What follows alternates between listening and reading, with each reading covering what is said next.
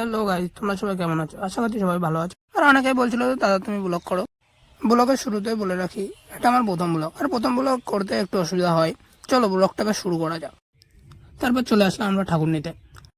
ঠাকুর নিয়ে যাওয়ার আগে এখানে কিছু নিয়ম আছে। ঠাকুরকে মিষ্টি মুখ করানো, বরণ করা, এইসব আর পাশে আরও ঠাকুর ছিল। এই বড় ঠাকুরটা আমাদের খুব সুন্দর না? তোমাদের কেমন লেগেছে ঠাকুরটা? ভিডিওটা দেখে দাও।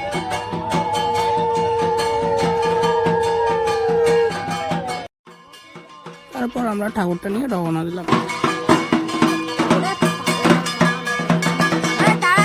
পাশে কিছু ভাইরা ছিল, তারাই কি যেন বলছিল।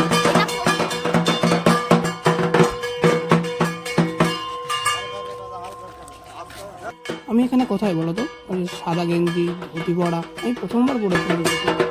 কোথায় আমি? আমার এখানে ছোট একটা ঠাকুর ছিল। এটা কি ঠাকুর বলো? এটা হরি ঠাকুর। এটা আমি ধরে নিয়ে যাচ্ছি।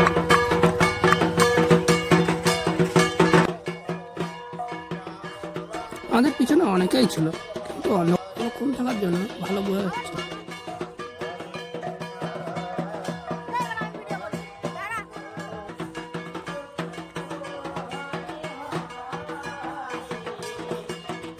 বলেছিলাম না পিছনে অন্ধকারের জন্য দেখা যাচ্ছে না, অনেকেই ছিল।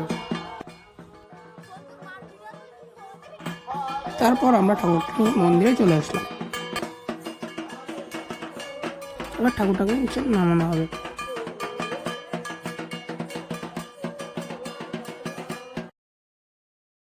ঠাকুরটাকে নামানো হলো। তারপর সবাই মিলে দৌড়ে ঠাকুরটাকে মন্দিরে নিয়ে যাওয়া হচ্ছে। ঠাকুরটা অনেক বড় ছিল বলে একটু অসুবিধা হচ্ছিল মন্দিরের মধ্যে নিয়ে যেতে।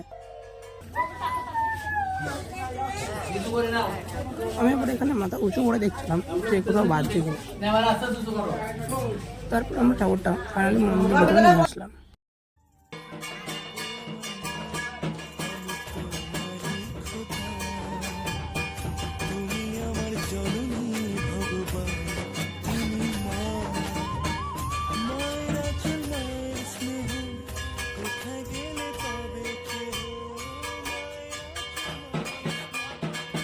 চারটের সময়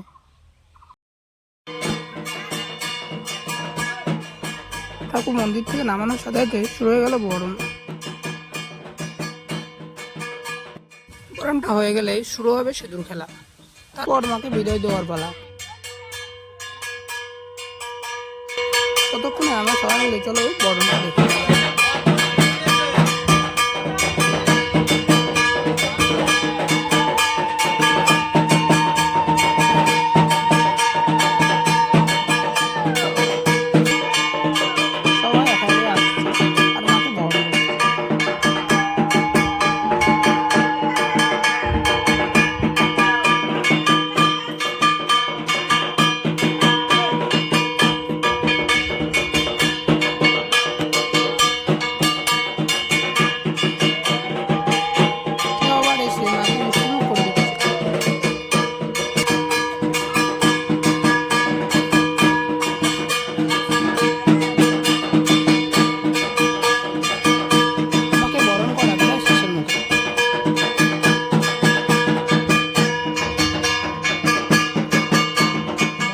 মধ্য দিয়ে মায়ের বরণটা শেষ হলো।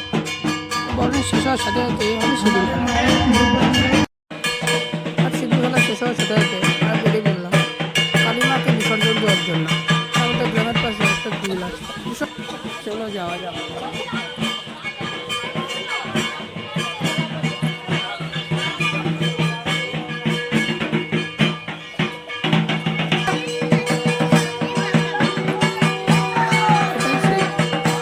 ঠাকুর বিসর্জন দেওয়া হবে। আর এখানে দেখতে পাচ্ছ সবাই কেমন রং মেখে লাল হয়ে আছে। আমিও রং মেখেছি। আজকের ব্লগটা এখানে শেষ করছি। যারা আমার চ্যানেলে নতুন আছো তারা সাবস্ক্রাইব করে দিও আর লাইক করতে ভুলো না যেন। ভিডিওটা কেমন লাগলো কমেন্টে জানিও।